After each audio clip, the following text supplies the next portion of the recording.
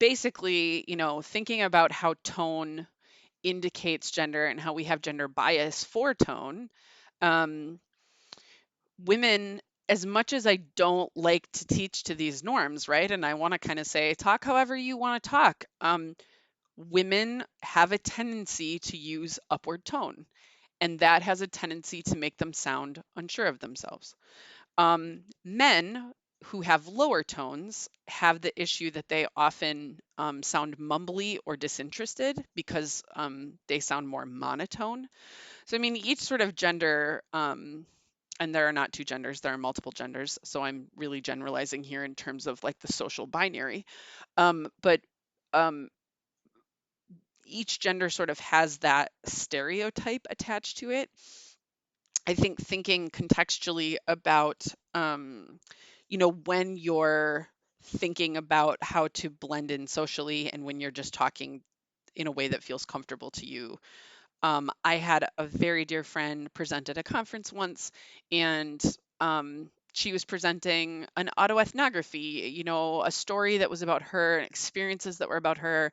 And afterwards, someone came up to her, and this person was male, and he basically said, you did so good. You'd be even better if you took out all your vocal fillers. And she was so ticked, and rightfully so, right? Like, who the heck is he to tell her how to sound powerful, right? Um, and yet, if you're speaking for a very large audience, you can't necessarily control how people think of you, and it might be to your advantage to make choices so that they think of you in a very certain way, depending on the social, assumptions you carry with your body. Um, I have, oh yeah, so a couple stories here. Um, this is my sister, Tiffany, and we have this family story that when she was like 5, my mom, she got up from the table and my mom said, go get the applesauce. And she was like 2 steps to the kitchen, and then she said, "Oh yeah, and bring a leaky spoon for the corn." That's what we called spoons with holes in them.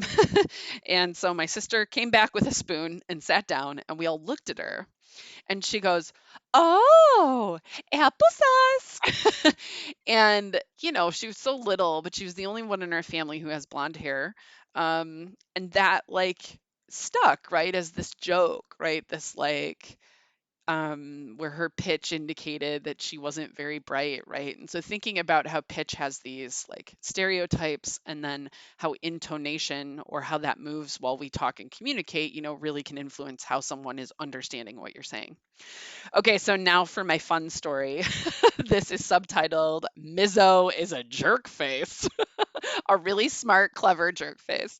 Okay, so in high school, I had a high school sweetheart, as many of you know. Shout out to my Josh and his wife Katie, who I just adore.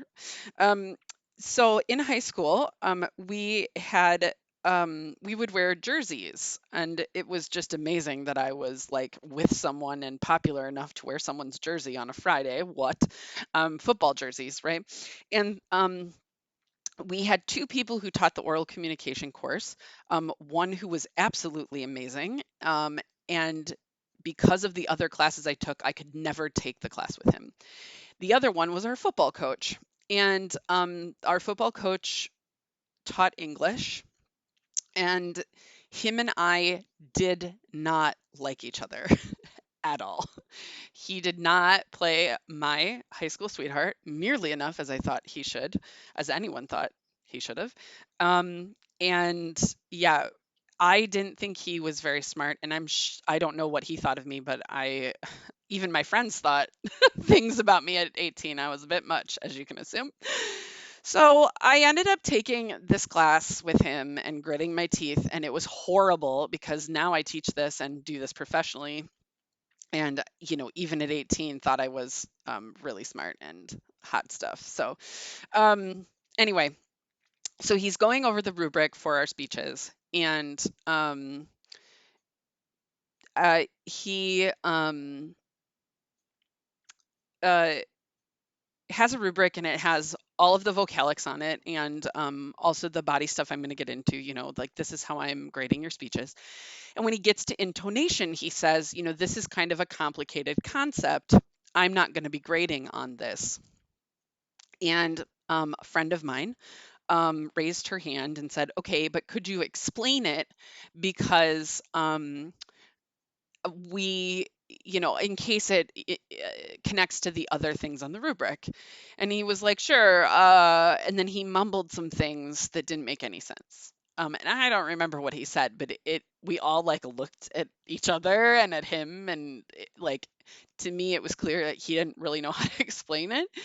So I raised my hand, and I don't remember what I said, but my 18-year-old version of what intonation was, when the pitch moves and creates a tone. And he was like, yeah, yeah, yeah. And my friend looked at me and whispered, like, thank you. I was like, you're welcome.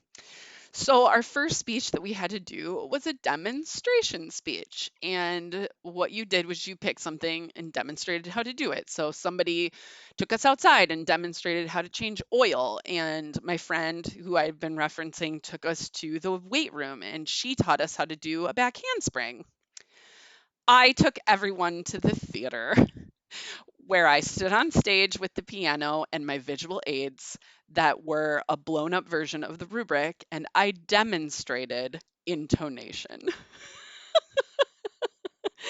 And I showed how it connected to all the other parts of the rubric. And then my friend, who I keep referencing, I brought her up on stage and I did the whole like, I like your shirt. I like your shirt. I like your shirt today. Showing the different ways intonation can communicate.